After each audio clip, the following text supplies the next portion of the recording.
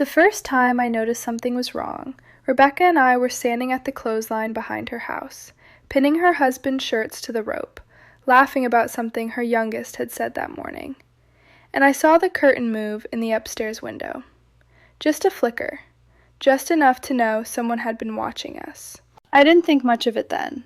I was 24 years old, married for 3 years, and Rebecca had been my closest friend since we were both little girls with sunburned cheeks and tangled braids running barefoot down a dirt road. But that flicker of curtain was the beginning of the end, and I didn't even know it yet. Before I tell you what happened next, before I tell you what the bishop said 3 weeks later, what my husband forbade me from doing, and how I lost the only person who ever truly understood me, I want to ask you something. Have you ever had one person in your life who simply got you?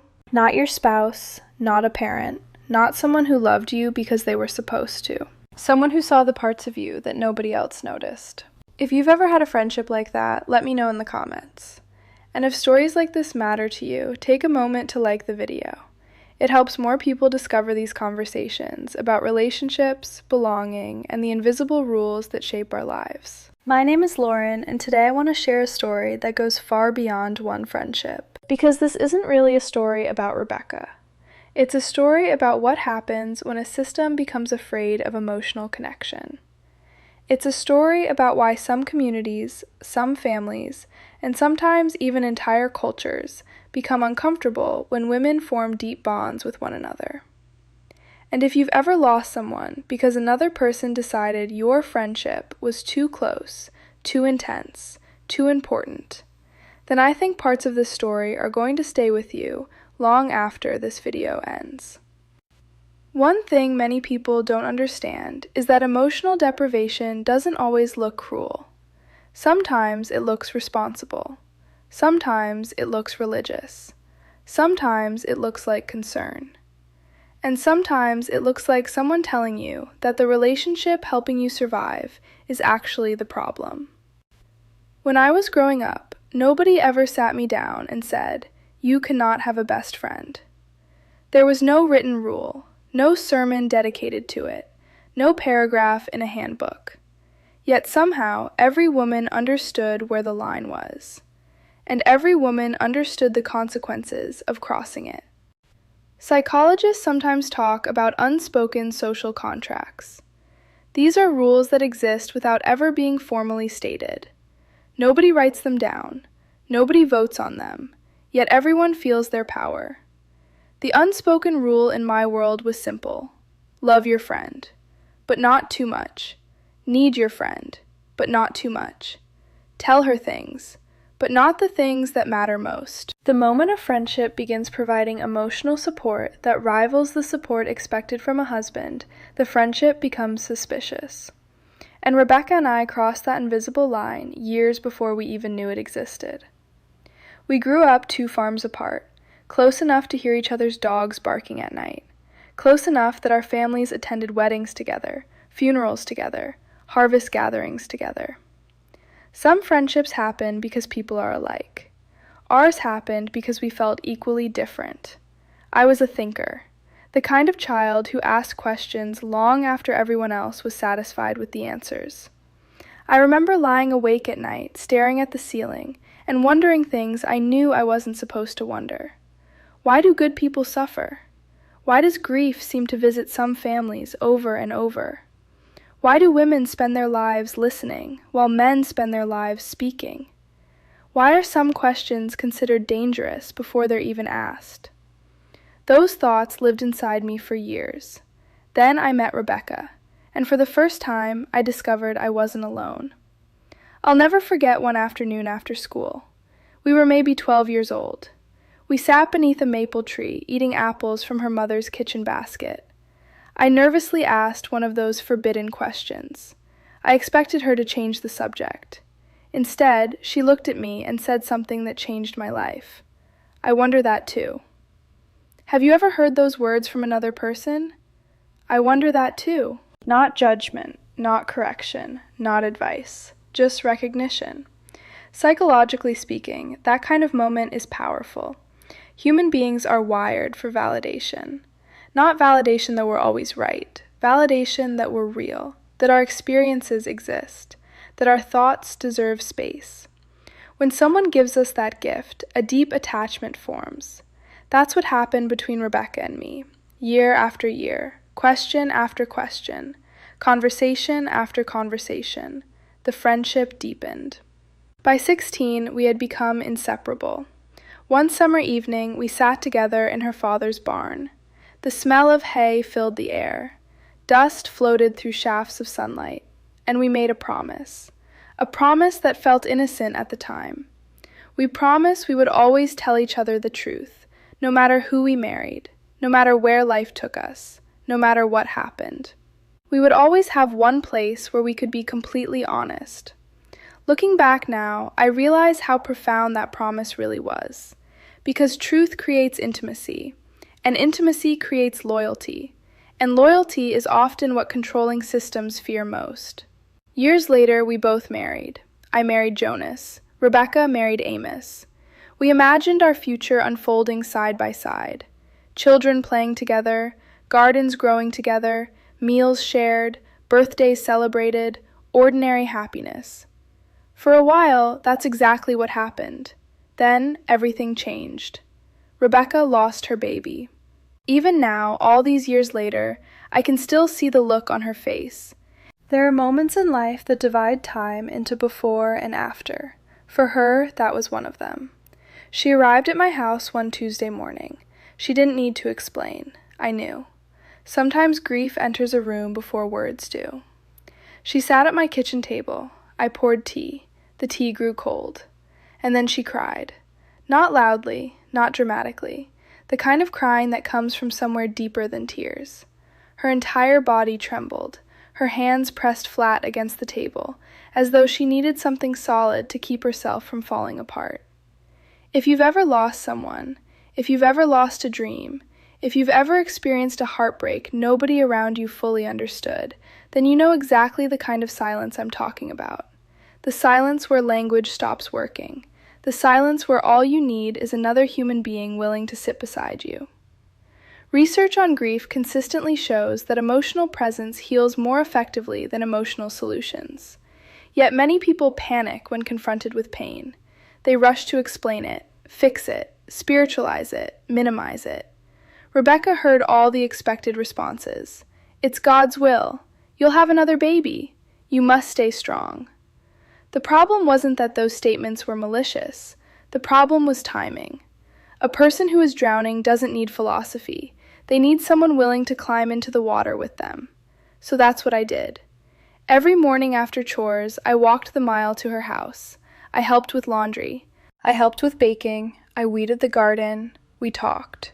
Sometimes about the baby, sometimes about nothing at all. And little by little, life returned to her eyes. What neither of us realized was that somebody had been counting. Somebody had been watching. Somebody had decided our friendship had become a problem. And this is where the story takes a turn that changed my understanding of human psychology forever. Because what happened next wasn't really about Rebecca. It wasn't even about me. It was about power. Many people assume power only shows itself through force. But often power works through limitation. Not by telling you what you must love, by telling you what you're allowed to love. Weeks later, I learned the person behind the moving curtain had been Amos's mother. She watched, she observed, and then she talked. At first, it was small comments, questions, observations, the kinds of concerns that sound harmless when spoken individually. But together they formed a narrative. Martha is there often. They seem unusually close. Does Rebecca spend too much time with her? Should a married woman really need another woman that much? And once a narrative exists, people begin looking for evidence to support it. That's what communities do. That's what groups do. That's what human beings do. We search for patterns that confirm what we've already decided to believe. Soon, the concerns spread. Then they reached Amos. And Amos made a choice that neither Rebecca nor I would fully understand until much later. A choice that would eventually bring the bishop to my kitchen table. A choice that would force me to confront a question that still haunts me today. Why are some people threatened by emotional connections they cannot control? And what happens when a friendship becomes strong enough to challenge the structure around it? Because when the bishop finally arrived, the conversation wasn't about morality. At least, not really. It was about something much deeper, something hidden beneath every word that was spoken that night. And the moment I realized what it was, I knew my friendship with Rebecca would never be the same again. The bishop came to our house on a Thursday evening. Even now, years later, I can remember every detail. The fading sunlight through the kitchen window, the smell of supper still lingering in the room, the sound of my children laughing outside before my mother-in-law quietly took them away. That was the first sign. Children are rarely removed from ordinary conversations. But this conversation wasn't ordinary, and somewhere deep inside me, before a single word was spoken, I knew it. The bishop sat at our kitchen table. Jonas sat beside him. I sat across from them. My hands were folded neatly in my lap, but inside I felt like a storm was building. There is a particular kind of fear that comes when you know decisions about your life have already been made without you. Many women know this feeling. Maybe you've experienced it in a marriage, a workplace, a family, a religious community. You walk into a conversation thinking you have a voice. Then you realize you're simply being informed of a verdict. That was the feeling sitting in my chest that night. The bishop spoke slowly, carefully, his voice calm and measured. The way people often speak when they're delivering something painful while convincing themselves they're being kind. He said there had been concerns. He said a wife's heart belongs first to God and then to her husband. He said emotional energy is a limited resource. He said when a woman gives too much of herself to another woman, she has less available for her family. Then he said the words that changed everything. The friendship between Rebecca and me had become inappropriate. Not because of anything we had done, not because of any misconduct, not because anyone believed we were immoral. Simply because we were too important to one another. I wish I could explain what that feels like. To sit in your own kitchen and hear someone describe your deepest source of support as a problem. To hear a friendship that helped carry grief, loneliness, fear, and uncertainty spoken about as if it were a threat. But perhaps some of you already know. Perhaps you've had a family member who didn't like your best friend. Perhaps you've had a controlling partner who isolated you from people who cared about you. Perhaps you've watched someone slowly distance themselves from you because another person demanded it. If you know that pain, then you understand why my chest felt hollow that night. The bishop continued. The instructions were clear. No more visiting Rebecca alone. No more daily walks. No more afternoons spent talking. If we saw each other, it would be in public settings only. Church gatherings, community events, family occasions. Always with others present. Always observed. Always limited. And here's what struck me years later, after I began studying psychology and attending therapy. Nobody asked me a single question. Not one. Nobody asked how Rebecca was coping. Nobody asked why our friendship mattered. Nobody asked what role it played in our emotional well-being. The decision wasn't based on understanding. It was based on control. Because control rarely begins with curiosity. Control begins with conclusions. After the bishop left, silence settled over the house. Jonas finally looked at me. He wasn't angry. That's what made it harder. If he had yelled, I could have resisted. If he had insulted me, I could have defended myself. Instead, he looked tired, conflicted, almost sad, and he said, "Martha, I love you, but this has to stop." I asked him one question. "Did you go to the bishop?" He shook his head. Then he told me it had been Amish. And suddenly, everything made sense. Rebecca had suffered. I had helped. She had turned toward me. And somewhere along the way, Amish had mistaken comfort for competition. That happens more often than people realize. One of the greatest misconceptions about relationships is the belief that love is a limited resource. Psychologists call this scarcity thinking. The idea that if one person receives more attention, someone else automatically receives less. But healthy attachment doesn't work that way. In healthy systems, supportive friendships strengthen marriages. Supportive friendships strengthen families. Supportive friendships strengthen communities. But insecure systems often see connection as competition, and that's exactly what happened. The friendship became evidence of a need, and the need became evidence of a threat. That night, I barely slept. I stayed at the ceiling while Jonas breathed steadily beside me, and for the first time in my life, I began questioning something I had never questioned before. Who owns a woman's inner world? Think about that question for a moment. Who owns your thoughts, your grief, your fears, your dreams, your private emotional life? Most of us would immediately answer, I do. But many systems throughout history have answered differently. Some have said husbands own it. Others have said families own it. Others have said religious institutions own it. Others have said society owns it. The conflict begins whenever a woman decides it belongs to her. The next morning, I sent Rebecca a note, a short note, a heartbreaking note. The bishop has spoken. I am sorry. I love you. That was all. My younger sister delivered it. Later, she told me Rebecca stood in the doorway holding the note for a long time, not crying, not speaking, just staring at it, then folding it carefully, very carefully, and slipping it into her apron pocket. For some reason, that image has never left me. Perhaps because grief often looks ordinary. Movies show dramatic breakdowns. Real life usually doesn't. Real grief folds the note, returns to the kitchen, finishes the chores, feeds the children, and quietly breaks inside. The next 2 years were among the loneliest years of my life. Rebecca lived only a mile away, yet she might as well have been on the other side of the world. We saw each other at church, community meals, harvest gatherings, weddings, funerals, but we no longer had access to one another. And that distinction matters, because proximity is not the same as connection. You can sit beside someone every week and still lose them. You can speak politely and still feel the absence of everything that once existed. We would exchange simple words. How are the children? Your garden looks beautiful. The weather has been good.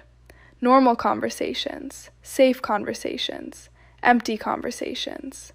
Meanwhile, the real conversation, the one we needed to have, remained trapped beneath the surface. And something inside me began to change. Psychologists often talk about disenfranchised grief.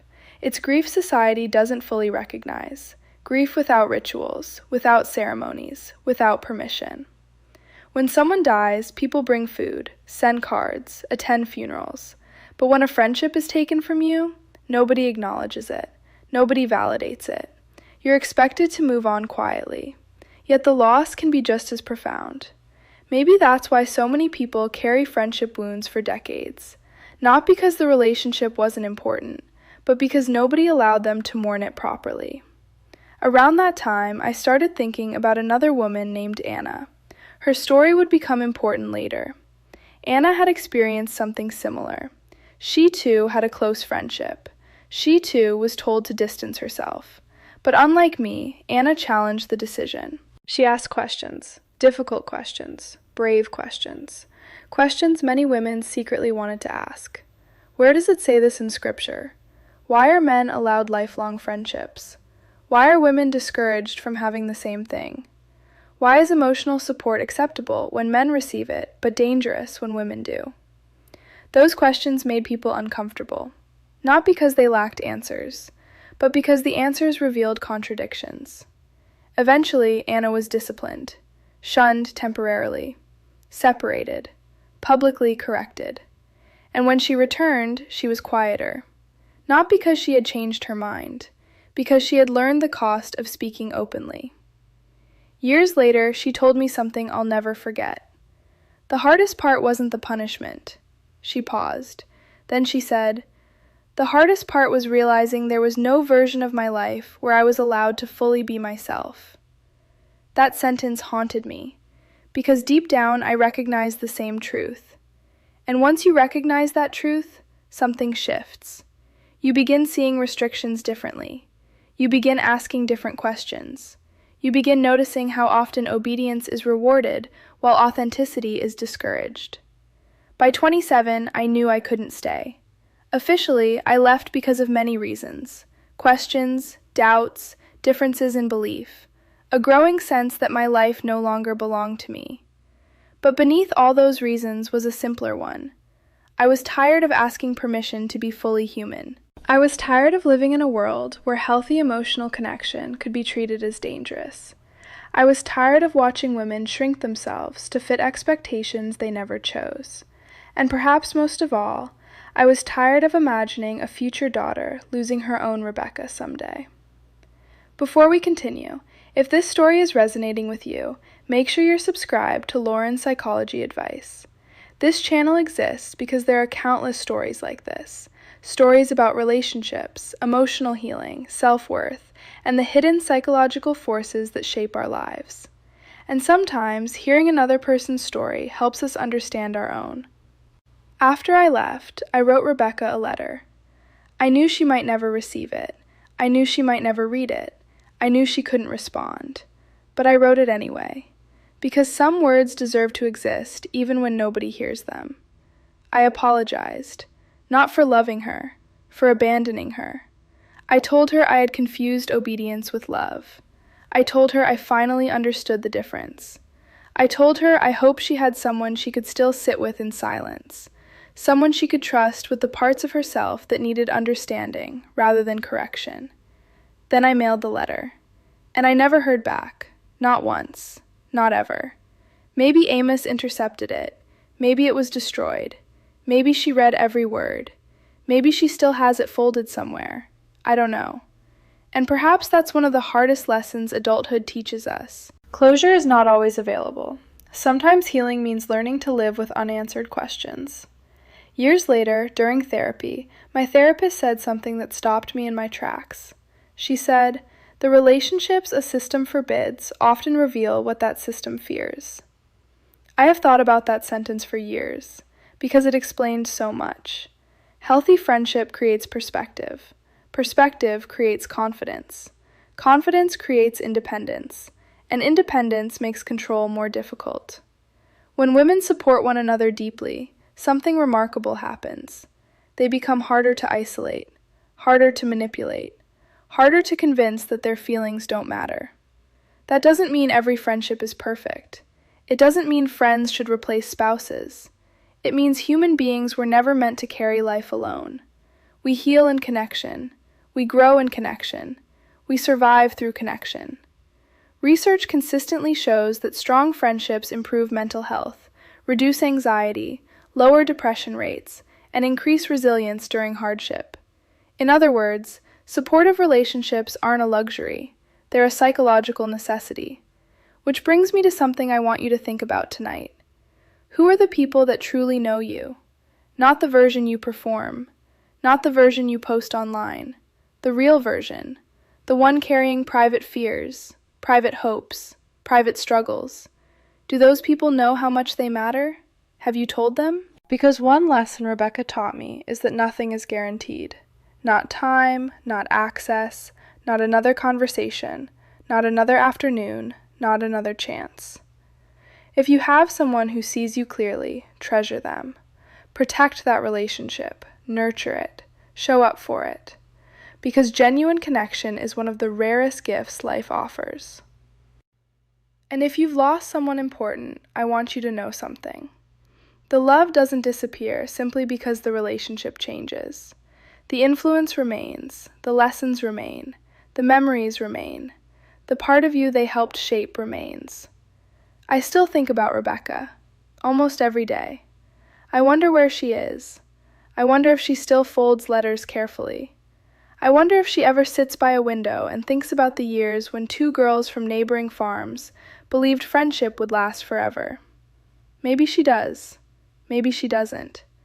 But one thing I know with certainty is this: the people who truly understand us leave fingerprints on our souls. And no bishop, no rule, no institution, no authority figure can erase that. If this story touched you, tell me in the comments. Have you ever lost a friendship because someone else decided it was inconvenient, inappropriate, or threatening? I'd love to hear your experience. And if someone came to mind while listening to this story, maybe reach out to them today.